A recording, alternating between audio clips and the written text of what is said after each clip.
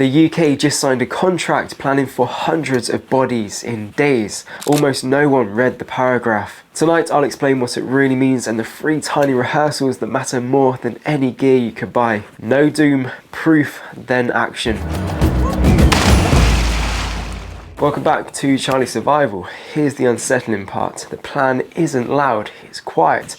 It lives in contracts, in timelines, and it moves in a rhythm. 24 hours, 3 days, 5 days. In 24 hours, portable body storage is meant to be ready. Within 3 days, refrigerated units scale up. By day 5, temporary buildings can be fully operating. Uncomfortable, yes, but that's what competence looks like. A country preparing for the worst week so families can function on the other days. Stay till the end and you'll leave with a 7 minutes blackout drill that exposes your real weak points, a 30-minute family reset that makes your home low stress in a crisis, and a 1-line fridge note that almost nobody in Britain has, but should. Spreadsheets, not sirens. We picture collapse as sirens and smoke. In real life, it starts as paperwork, tenders, frameworks, quiet notices that move pieces long before a headline ever appears. This is not a prediction of one specific event, it's a capability. That difference matters. Professionals operate on 24, 3, 5. Households should too. What this is and isn't. This framework exists if a major incident overwhelms normal mortuary capacity.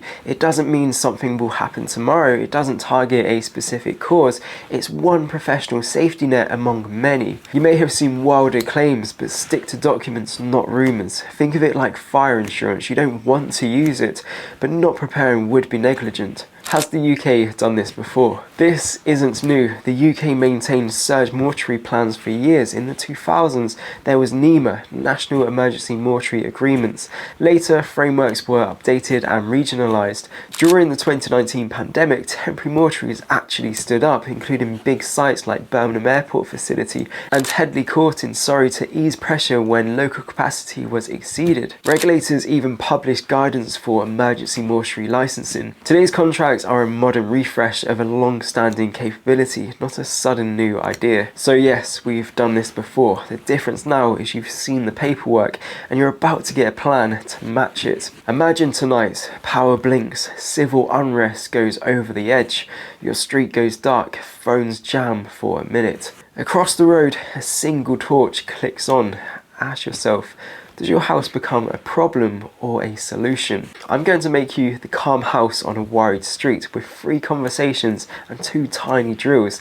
No panic, no trolley dash. The first 10 minutes. It's a normal evening. Rain taps the window, the kettle clicks. Somewhere else, something goes wrong. Power lines, a crash, a shock nobody expected. Lights flicker, go off, and stay off. In the first 10 minutes, households split into 2 groups. Group A, frantic rummaging, dead batteries, WhatsApp spirals. Group B, a calm voice, torches by the door, lanterns in the lounge, radio on the kitchen shelf, fridge note has the numbers. We're fine. Tonight, we'll build Group B, the 10 minutes family. 10 minutes, 1 page, 2 rally points, 1 out of area contact. Fill in. Paper copies of names, NHS numbers, GP, school, workplace, insurer, 2 rally points, 1 local, walkable, 1 out of area, relative or friend, an out of area contact who expects your check-in. Pets, meds, allergies. Now read this once. If something big hits and phones glitch, we do 3 things. 1. Stay put unless told otherwise. 2. Check official alerts on our phones and local radio. 3. If separated, meet at local point. If that's unsafe, go to out of area point. We check in with name outside town. Pin a copy by the front door, 1 in the kitchen. The house just excels. Vague fear is exhausting. Clarity is sedative. Say your 2 rally points out loud now. Your brain remembers what your mouth says. The 60-second neighbourhood handshake. A separated neighbourhood is more fragile than a community. Knock 2 doors either side. Keep it human. Say something like, hey, I'm Charlie at number 10. If there's a big incident or power cuts, we'll check in on you. If networks jam, here's our number on paper. Anything we should know, mobility, meds, pets. If you'd like, I'll try a cheap PMR 446 walkie-talkie on the hour. If they're not up for it, no problem. You're planting signal paths. If they are, you've created a micro network in 60 seconds. seconds.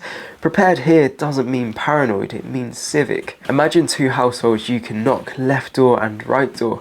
Write it on your plan now, names can come later. The 7 minutes lights out drill. We'll learn more in 7 minutes than in 7 months of scrolling.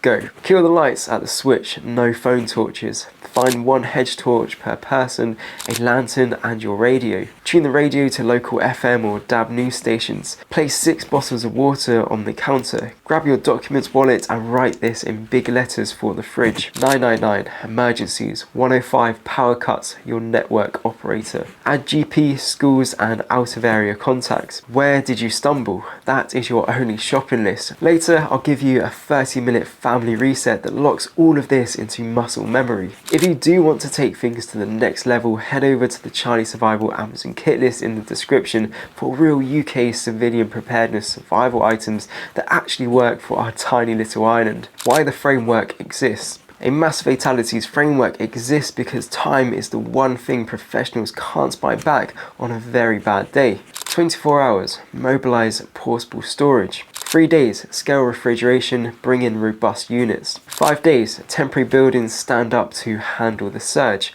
What should a normal household do with that information? Mirror the tempo. First 24 hours, don't add to the pile.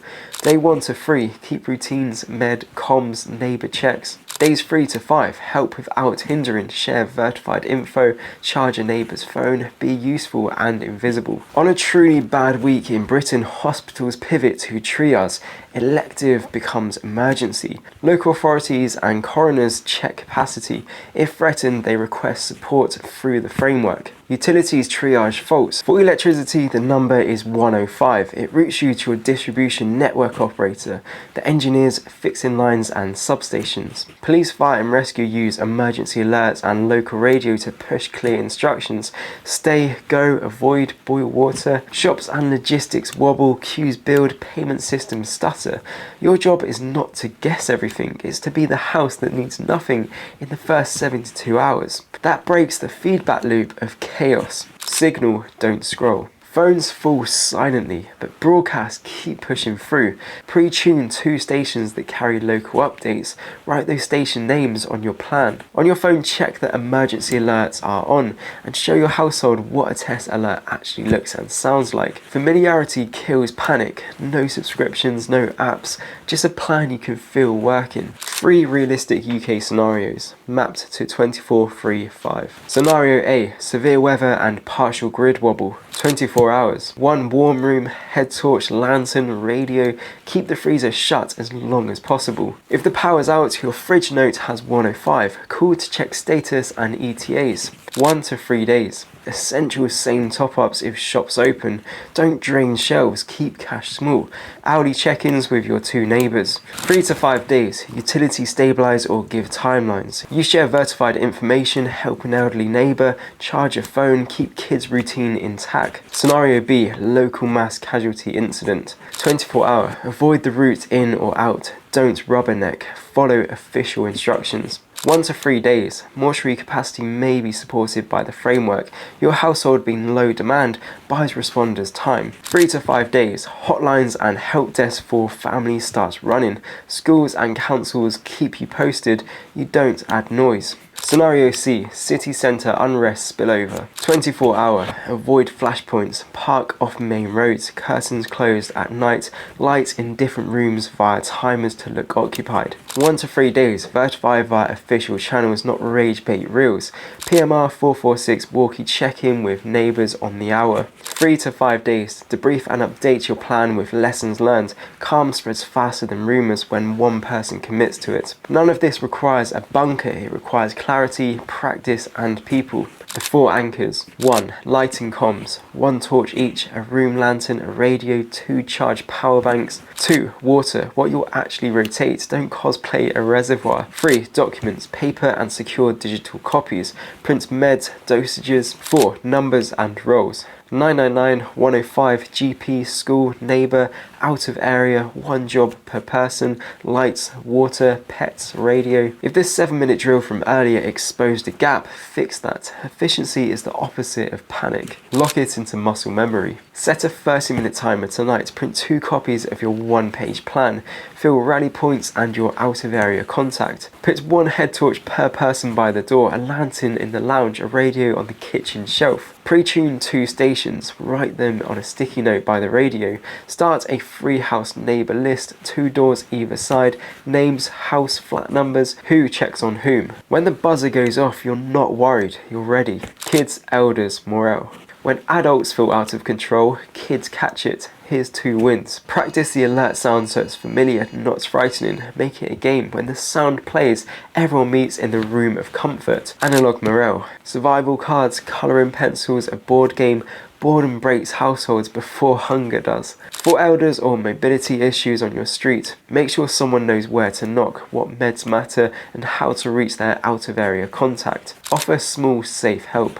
A phone charge, a flask of tea, vertified updates. Resilience is a team sport. The first responder is often the person 2 doors down. Q&A that kills excuses. I rent, I can't store much. 1 shelf for water, 1 drawer for documents, 1 hook for torches, a radio, a neighbour's number on paper. Phones are enough for updates, right? Phones fell silently, broadcasts keep punching through.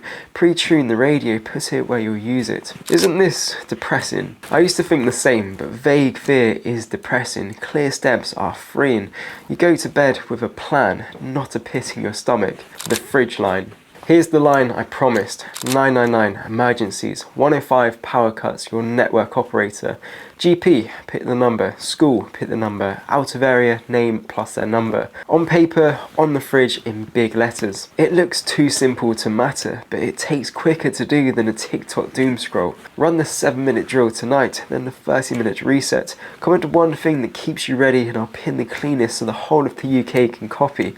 Head over to the Charlie Survival Amazon kit list in the description to turn things up a notch. Subscribe if you want to learn more, hit like if this gave you peace of mind, and share to someone in your family or neighbourhood to keep Britain prepared. Watch this video about serious prepping in the UK. Stay safe, stay human, stay wild.